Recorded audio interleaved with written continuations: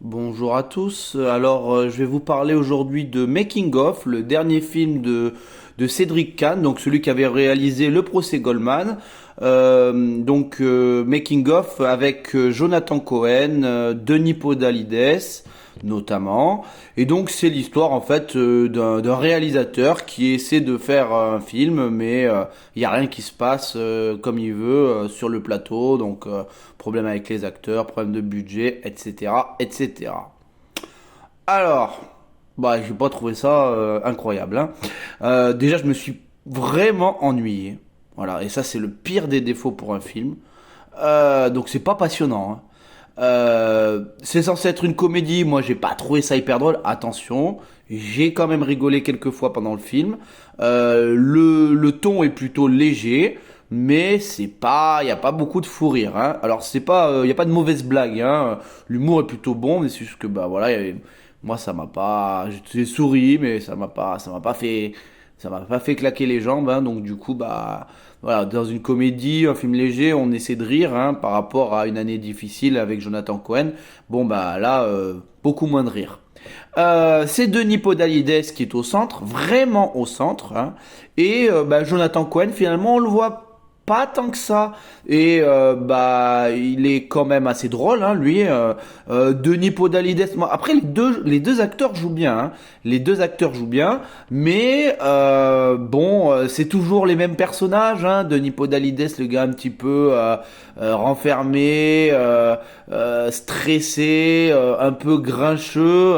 Et puis Jonathan Cohen, toujours le mec avec un ego surdimensionné. Voilà, c'est les mêmes rôles que dans tous leurs films. Donc là, il y a pas de surprise, hein. Euh, Emmanuel Berco, Xavier Beauvois, donc ce sont les seconds rôles, eux ils jouent bien. Par contre, il y a une romance insupportable entre un caméraman un jeune caméraman qui a été propulsé là par un coup de dé, qui a réalisé donc le making of du film, et une actrice, enfin l'actrice principale du film qui est en train d'être réalisée. Voilà, alors le gars, il joue vraiment, vraiment mal. Alors lui, j'ai vraiment, enfin, c'est un de ses premiers rôles. Moi, il m'a pas convaincu du tout. Elle, bon, moyen. C'est pareil. Il y a certains moments où ça allait, et bon, à d'autres où j'ai trouvé que elle jouait moins bien. Mais en tout cas, cette histoire de romance là, ça m'a vraiment rien dit.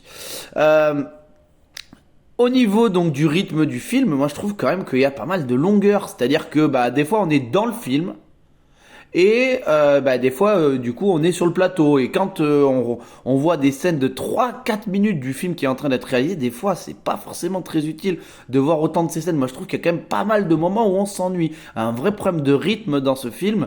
Je trouve en plus, c'est pas hyper bien filmé. Enfin, c'est-à-dire qu'il y a une espèce de couche grise sur la pellicule. C'est hyper gris. Pour une comédie, ça manque de couleur.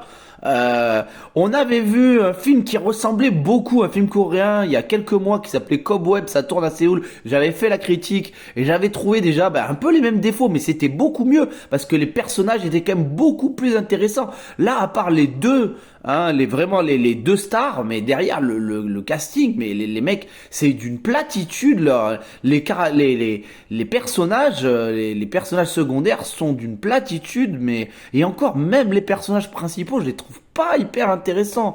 Donc il y a vraiment un problème d'écriture là. Et puis est-ce que ça vaut vraiment le coup de faire un film là-dessus? Moi je trouvais déjà Cobweb c'était bah voilà ça c'était et c'était mieux comme je disais. Mais déjà j'avais trouvé que ça valait pas le coup de faire un film. Alors c'est film méta, le film dans le film dans le film. D'un moment dans le film on a compris une espèce de message.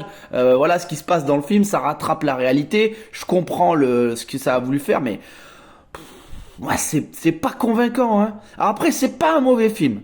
C'est pas un mauvais film.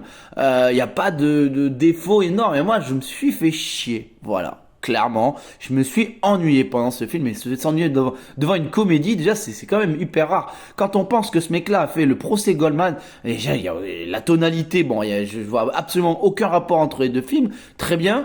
Mais ouais, franchement, je pense pas que ce film va beaucoup marcher, hein. On verra les critiques, mais je pense que les gens penseront comme moi. Du coup, ben voilà, je vais mettre la note de 5 sur 10 à ce film que, ben franchement, je vous conseille pas d'aller voir.